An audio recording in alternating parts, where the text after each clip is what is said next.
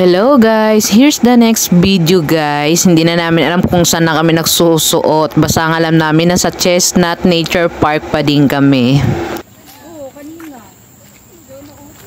Ayun na nga guys, meron kami napagtanungan ng mga nagbabiking, mga kapwa din natin Pinoy. Nandito na raw pala kami sa Central Catchment Nature Reserve sa Manday.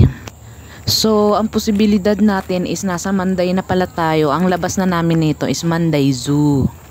Kaya, wala kaming choice kundi ituloy na lang yung paglalakad namin hanggang makarating na doon. Sa kabila ng malayo na naming pinanggaling at malaylay na rin talaga ang narating namin. Pero okay lang. Drama sa buhay. Drama nga ako. Yung isa.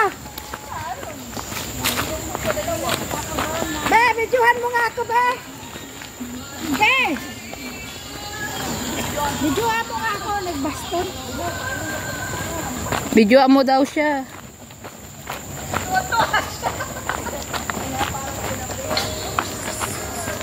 Ay, sarap sayawin yan. Kala mo nasa beer house ka. Yan. Sa mga oras na to namumulot ako ng tungkod ng kasama ko. Kasi siya ay pagod na daw siya. Kaya kailangan niya na ng tungkod. Ayan na nga at ginagamit na niya. Sana kayanin siya.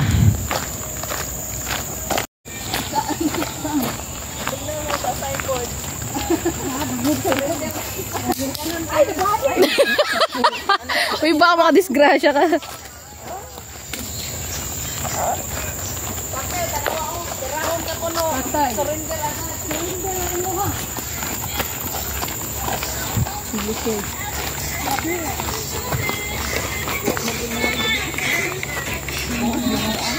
Ano ba mag-hiking ng gabi? Ang saging lang naman. Siguro walang. Ito guys, patuloy pa rin kami sa paglalakad namin. Andito kami sa napakaganda at napakalulusog ng mga bamboo.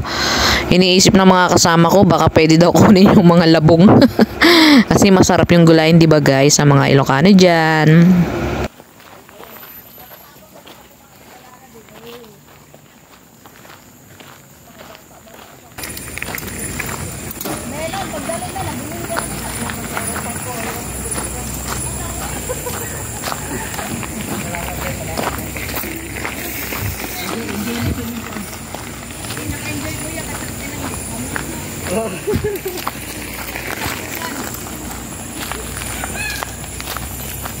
Pa-check nga ng pagmumukha na yan. Oh, check.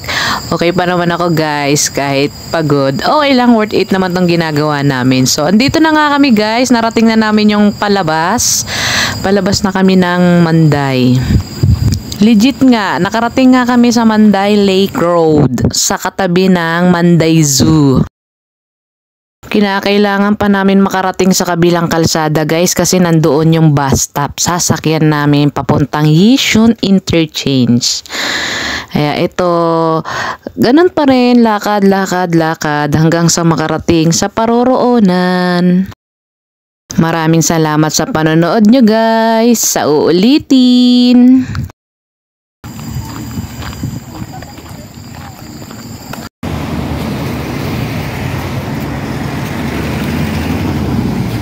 Manday Road.